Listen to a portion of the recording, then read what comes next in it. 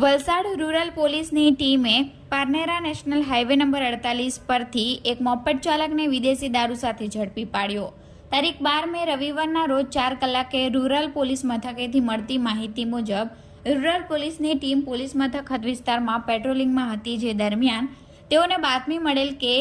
એક મોપેડ ચાલક પોતાની મોપેડ નંબર GJ21DD 0989 લઈ દારૂ ભરી પાડીથી ચીખલી તરફ જવાનો છે, જે બાતમીના આધારે રૂરલ પોલીસની ટીમે પારનેરા નેશનલ હાઈવે નંબર 48 પર મોપેડની વોચ ગોઠવી હતી, જે દરમિયાન મોપેડ ચાલક આવતા પોલીસની ટીમે તેને ઊભી રાખવાનો ઇશારો કરતા મોપેડ ચાલકે સર્વિસ રોડ પર મોપેડ ઊભી રાખી હતી અને ડિક્કીમાં ચેક કરતા 4 બોટલ વિદેશી દારૂ મળી આવ્યો હતો। રૂરલ પોલીસની ટીમે 4 બોટલ વિદેશી દારૂ, જેની કિંમત 2000, મોપેડની કિંમત 30,000 મળી કુલ 32,000નો મુદ્દામાલ કબજે લઈ દર્પણભાઈ શુકરભાઈ બોડાભાઈ પટેલ રહે ગેજ ગામ